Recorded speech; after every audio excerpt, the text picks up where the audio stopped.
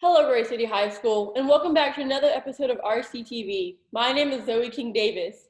And I'm Evan Gonzalez. This episode, we'll be informed about my PSA. We will check in with some quarantine students. We'll be enlightened by game review. Kassidy will tell us about flattening the curve. And we'll see how coronavirus affected our teachers. And we will check out some ways that we can communicate with senior citizens.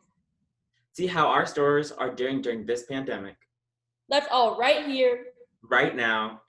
On RCTV.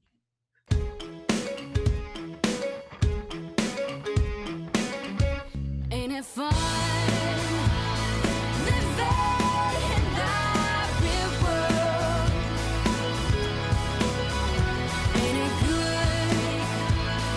Being all alone. We don't go crying to your mama, 'cause you're on your own in the real world. Don't go crying to your mama, 'cause you're on your own in the real world. What's that smell? Have you been washing your hands, Zoe? Yes. Yes. Good. Now let's check out my PSA about COVID-19. Hey City Bulldogs, I know that we're all going through a tough time right now, and it all may seem kind of chaotic with new press releases every day and a shelter in place being initiated. But keep in mind, these regulations are put in place to make sure we are safe and lower the risk of getting infected. With that being said, here are a few steps you should take to make sure you're doing your part in flattening the curve. Cancel or postpone large gatherings. This means no group gatherings of 10 or more people, like community get-togethers, or small church gatherings, or even family parties. Social distancing. This means that you have to keep at least 6 feet of space between you and others while in public areas. This also means don't go to your friend's house or hang out in public places. Keep a clean hygiene. Remember to wash your hands every time you go out or touch frequently used objects like doors, shopping carts, bags of money. Cover your mouth when you sneeze and cough, and most importantly, remember to stay home when you're sick. Slowing the spread of the COVID-19 is vital for protecting our communities and making sure we aren't overwhelming our hospitals and clinics.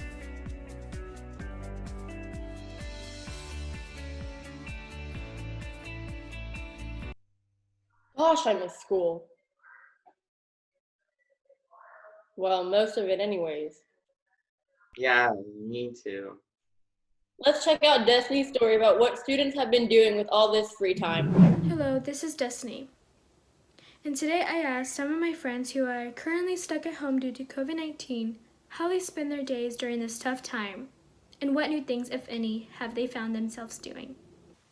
Hi, I'm Brianna. Hi, I'm Destiny's friend Annie. Hello, I'm Iris Ortega. During this time, it's kind of difficult to keep yourself entertained. It's actually really boring. That's why I've been taking lots of naps. The past days, I've been keeping myself pretty occupied during this tough time. So I've just been watching shows, TikTok, YouTube, all of that. I go to sleep late, around maybe 1 a.m., and I wake up around 10 a.m. since I don't have to wake up early for school and get ready anymore. I haven't really been going to sleep early, so it's kind of hard to sleep at a normal time. Just recently started picking up sketching again. I noticed that I've been very creative, like I've been drawing a lot. I'm either doing my schoolwork or I'm scrolling through TikTok or cleaning the house. And I've also just been keeping up with my classes online. I'm also getting really close with my family since we're stuck in our home. But that's pretty much it. Thank you. So that's what I've been doing during this time. Yeah, that's basically how the weeks have gone, so yeah. Thank you to my amazing friends for taking their time to answer these questions. This has been Destiny Longoria from RCTV, signing out. You know what time it is, though? Oh yeah, game review, baby. I love gaming. I eat, sleep, and breathe gaming. What do you think I've been doing these past 3 weeks? Oh yeah, and here's Phillip with the review. So you know what the little virus that's been going around for the past few weeks? We've been all staying indoors and we can't really do anything. Well, people like me see this the best thing ever. Free time. Oh boy, we need this so badly. I mean, now I can just stay home and I can do my homework And wait, I don't have homework. Not in school. Ha! Take that, school. Wait, what's this? What? Online learning? It's not like I have any homework to get done anyway. So, with the past few weeks and a bunch of free time, let's find some games to play to kill time. Okay, so let's get the obvious out of the way. Animal Crossing New Horizons. Oh man, this game came out just in time. Unintentionally. Animal Crossing is known as one of Nintendo's most relaxing game franchises, mainly because of how low skill you need to play. You get to hang out with the animal community and just do whatever. Have fun doing some gardening work, helping out the local villagers, or hang out with your buddies. I recommend this game for the casual gamer or for the ones who don't play video games that much. Next up, we have Persona 5 on the PlayStation 4. It's hard to describe this game other than that it's long. In Persona 5, you play each day at a time to hang out with friends, go to school, loiter around town, steal the hearts of corrupt adults, and go shopping. You know, like every other teenager nowadays. All jokes aside, you want a game that will occupy you, mainly because you're going to be staying home for the next few weeks. Pick up Persona 5, as this may be the game for you. The amount of stuff here will keep you busy till, let me check. 100 hours, oh. Shooting video games is to transport you to different worlds. Whether it's the world of Animal Crossing, Persona 5, the whole point of it is to kill time, have fun, and you simulate social behavior. But I do that last one all the time.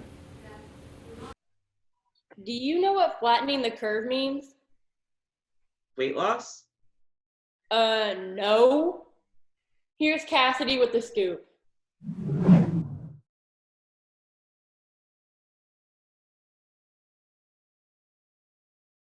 Flatten the curve. You've probably seen and heard this term all over the place for the past couple of weeks, but what does that exactly mean and why is it so important? Flattening the curve is slowing the spread of the virus so that healthcare professionals can keep up with and properly treat those who are infected. Making efforts to put protective measures on society such as social distancing and quarantine ensures that this doesn't happen. Social distancing is important when it comes to flattening the curve. Without taking this measure, not only making yourself more susceptible to catching the virus, this will force healthcare professionals to prioritize extreme cases only and make the difficult decision of deciding who to care for.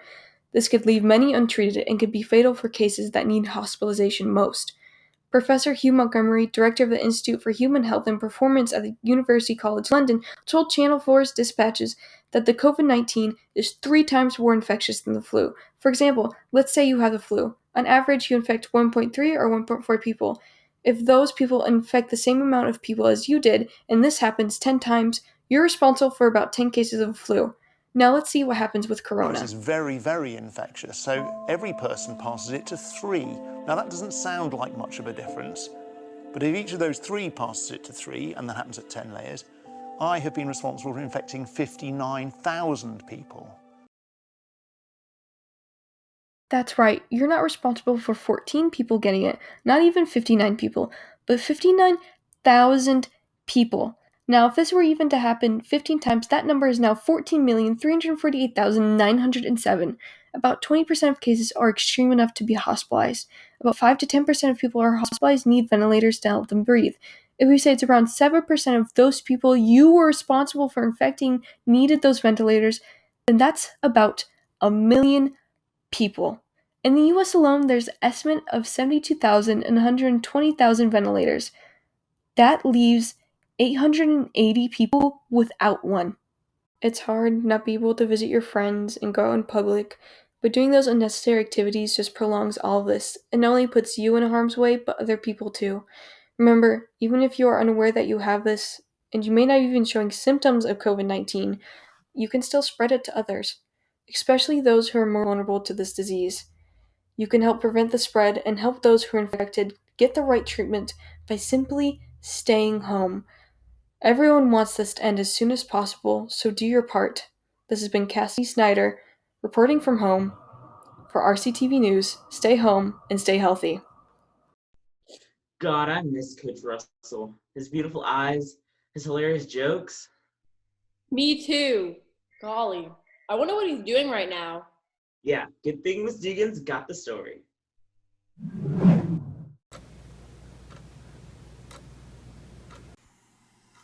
You can't always hear the clocks ticking in the classrooms at RCHS, but with coronavirus forcing schooling online, the hallways, the gym, the cafeteria, and even the library stand silent. Here's what teachers had to say about only having 15 minutes to gather their supplies and not being able to tell their students goodbye. I know that when I went up to my classroom to get the things I would need to help teach online, it was really hard to leave the classroom. He had to drag me away because I was missing our place and the good times that we were having it. We had 15 minutes to get our stuff, and you guys weren't there. We didn't get to say goodbye. It was very surreal, very sad. It felt empty, and it just felt weird. It was actually really sad. It was weird being in the hallways with no students, especially when I usually walk through the hallways. It's power hour. So it was really crazy and depressing. Despite the challenges, RCISD admin and staff came together to launch Digital Dogs, a new online learning platform, and made sure students had Wi-Fi access and devices to stay connected. Teachers have learned to hold virtual classrooms and stay connected and engaged with their students online. Online learning is going really well. I'm impressed with our district and how they've tried to reach out to everybody. We continue to try to do that. Teachers have one final message during this time. RCHS students, you are missed. So I miss you, and I hope I get to see you soon. Love you. Letting you know how much we miss you guys, seeing you all in the hallways, saying hello. I do. I miss the shop and being there with y'all. And I just wanted to tell you how much I miss you. Oh my goodness. I miss seeing you in the halls every day. I miss you guys. I love you guys. And I can't wait to see you guys again, and hopefully it'll be soon.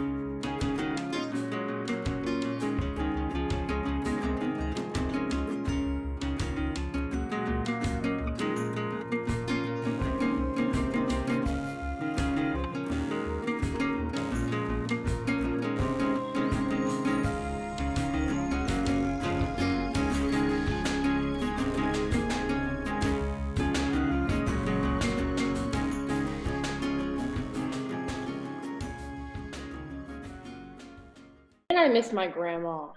Can't see her with all this quarantine stuff going on. I miss your grandma too. You mean your grandma? Nope. Good thing the Dude's got some tips about contacting our senior citizens. Let's check it out.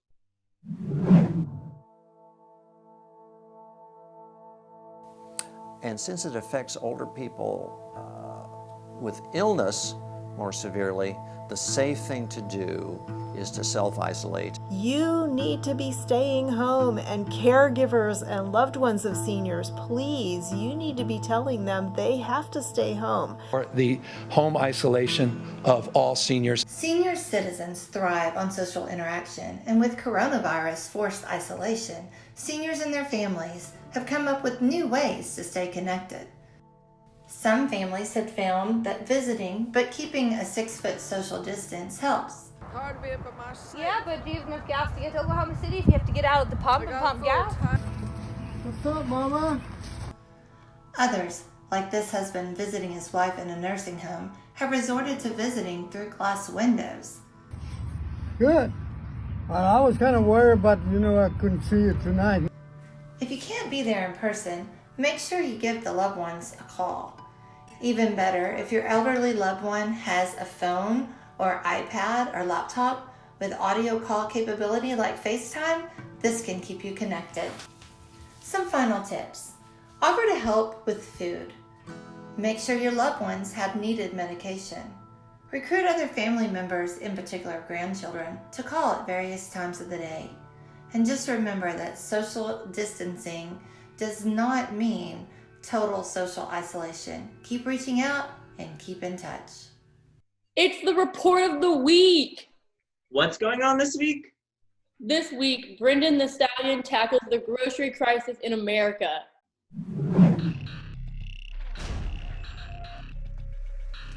It's the report of the week, hosted by Brendan Rogers. It's the report of the week, hosted by Brendan Rogers, the only show of facts, logic, and a sexy host. Now I know what you're thinking. During this time of crisis, how's my local grocery store doing? In terms of being stocked, it's been pretty bad. If you've been to any grocery store in the past week, then you've seen it has been nothing but empty shelves. Every aisle, toilet paper, meat, HBA, and pharmacy, all gone. And this, all because of the coronavirus. All outside imports have been extremely delayed, and our local distributors cannot keep up with the demand. When local stores are not stocked, people panic. They panic thinking stores will remain empty, which is not true. Stores are now limiting how much you can buy of select products, which is a positive step, but people are loading their cars with that limit, then walking right back in to get more.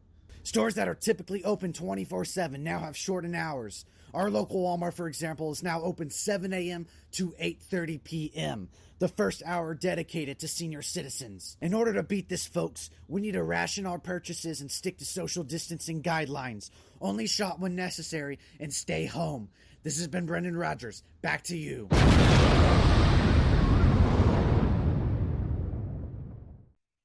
Thanks for watching this episode of RCTV.